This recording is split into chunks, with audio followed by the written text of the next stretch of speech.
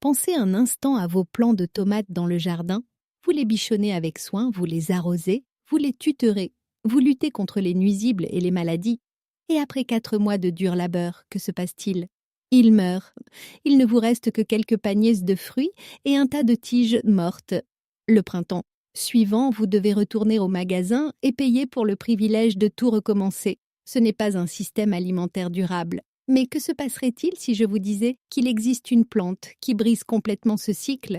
Imaginez une tomate qui ne rampe pas sur le sol, mais qui pousse en arbre, atteignant jusqu'à 3,5 mètres de hauteur. Cet arbre ne meurt pas après la récolte, mais reste robuste pendant 20 ans.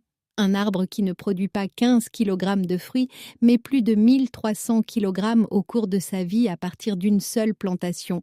Il donne des fruits frais même au cœur de l'hiver. Et quand vous les cueillez, ils se conservent 6 mois à température ambiante, sans mise en conserve, congélation ou utilisation d'électricité. Cette plante n'est pas un mythe. Dans les années 40, elle poussait dans des milliers de jardins familiaux américains. On l'appelait alors l'or rouge des jardins de la Victoire. Mais ensuite, elle a disparu. Elle n'a pas disparu parce qu'elle a échoué. Elle a disparu parce qu'elle fonctionnait trop bien. Elle a été éliminée parce qu'une plante qui vous nourrit pendant 2 décennies est une catastrophe pour une industrie qui compte sur vous pour acheter des graines chaque printemps. C'est l'histoire du tamarillo, l'arbre qu'ils veulent que vous oubliez. Mais il y a une tragédie là-dedans. Aujourd'hui, même le petit nombre de personnes qui parviennent à trouver cet arbre le coupent souvent après la première récolte. Pourquoi? Parce que 90% des nouveaux cultivateurs ne savent tout simplement pas comment l'utiliser. Ils le traitent comme une tomate ordinaire, en prennent une bouchée et disent que c'est horrible. Ils jettent une mine d'or à cause d'un simple malentendu. Restez avec nous jusqu'à la fin et nous découvrirons le secret de 3 secondes qui débloquera son véritable potentiel. Nous vous montrerons comment contourner sa peau amère et transformer le fruit en une sauce légendaire pour vos provisions. Pour comprendre pourquoi l'industrie a caché cet arbre, vous n'avez pas besoin d'un diplôme en botanique. Un simple calculateur suffit. Dans le monde de l'autonomie, l'efficacité compte, et la tomate de jardin standard est biologiquement inefficace. Jetons un coup d'œil aux chiffres. Un plant de tomate standard est une plante annuelle. Il nécessite un sol idéal, un arrosage constant et des engrais coûteux. Si vous avez de la chance, il vous donne 15 kg de fruits. Puis vient le premier gel et il se transforme en une masse en décomposition. Pour avoir de la nourriture l'année prochaine, vous devez acheter de nouvelles graines, de nouveaux engrais et recommencer le travail. Vous êtes le serviteur. La plante est le maître. Le tamarillo, ou tomate en arbre, est une plante vivace. Ce n'est pas une vigne. C'est un arbuste semi-ligneux qui pousse rapidement, atteignant jusqu'à 3 mètres en 18 mois. Une fois établi, il produit jusqu'à 70 kg de fruits par an. Et c'est crucial, il le fait pendant 20 ans. Calculez par vous-même. Un plant de tomates standard donne 15 kg de nourriture, puis meurt. Un seul arbre de tamarillo donne un total de 1300 kg de nourriture tout au long de sa vie. C'est 100 fois plus de rendement pour une fraction du travail. Lorsque vous plantez une tomate standard, vous plantez un en-cas pour l'été. Lorsque vous plantez un tamarillo, vous construisez un actif. Vous plantez un héritage qui nourrira vos enfants. La supériorité du tamarillo n'est pas seulement une question de poids, mais aussi de temps. Les tomates standards vous inondent de fruits en août quand tout le reste mûrit, puis vous laissent affamer en janvier. Le tamarillo est différent. Dans les climats doux, il attend. Il mûrit ses fruits tard dans l'année, fournissant des fruits rouges frais, riches en vitamine C pendant les mois d'hiver, lorsque le reste de votre jardin est mort et brun.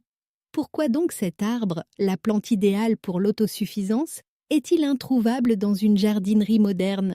Parce qu'aux yeux du système alimentaire industriel, le tamarillo a commis un crime. Il a rendu le cultivateur trop indépendant. Le tamarillo est originaire des montagnes des Andes en Amérique du Sud. C'était une plante oubliée des Incas, créée par d'anciens agriculteurs pour prospérer dans des sols pauvres et à haute altitude. Dans les années 1920 et 1930, le tamarillo n'était pas une plante étrangère, mais une véritable star. Les services agricoles des États-Unis la promouvaient activement. Pendant la Seconde Guerre mondiale, alors que la nourriture était rare, le mouvement des jardins de la Victoire l'a adoptée. Pourquoi? parce que c'était une machine à calories qui ne nécessitait presque aucun intrant. C'était la plante idéale pour les temps de crise. Un seul arbre pouvait nourrir une famille et la moitié du quartier.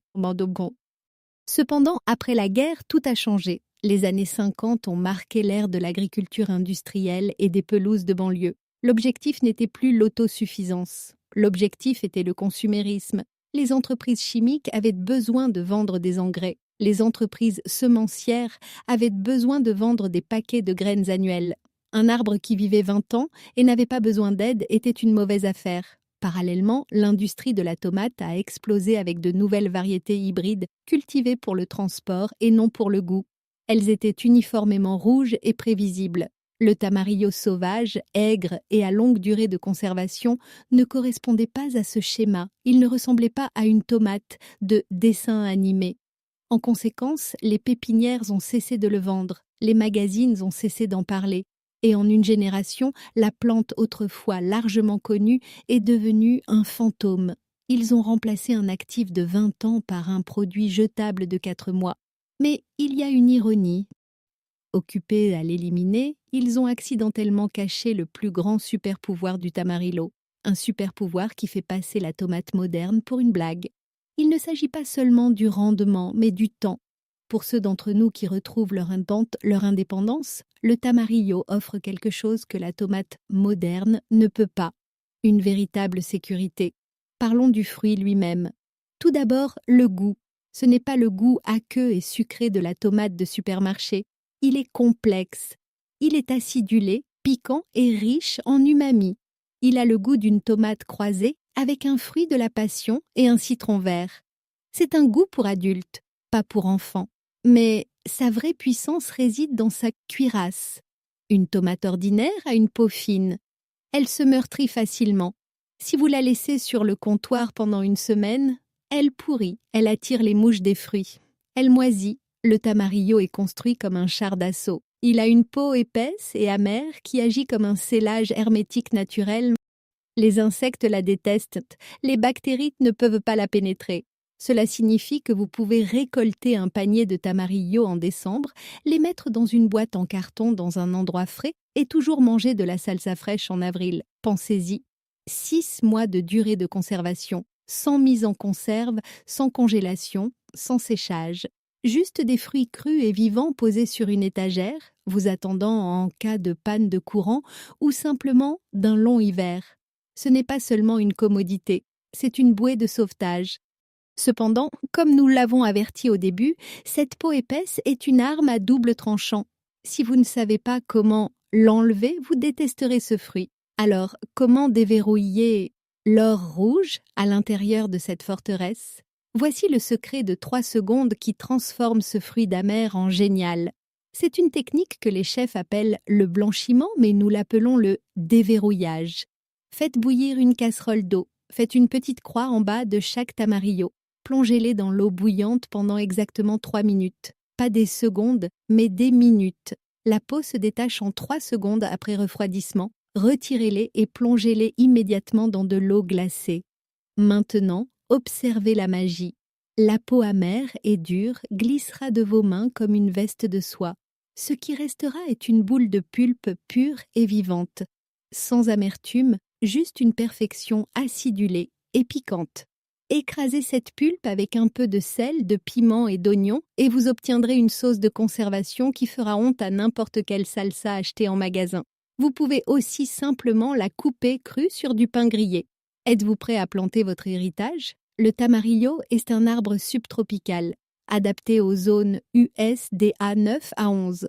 Si vous vivez dans un climat chaud, plantez-le en pleine terre et il deviendra un arbre. Mais si vous vivez dans le nord, ne désespérez pas. Cet arbre pousse parfaitement dans un grand pot. Gardez-le à l'extérieur en été et rentrez-le avant le premier gel. Il servira de belle plante d'intérieur tout l'hiver, tout en vous nourrissant de fruits frais. C'est votre chance de briser le cycle. Arrêtez de louer votre jardin aux entreprises semencières. Commencez à construire un actif qui vous nourrira pendant les 20 prochaines années. Au lieu d'une vigne, plantez un arbre. La connaissance ne meurt pas. Elle attend juste que vous vous en souveniez.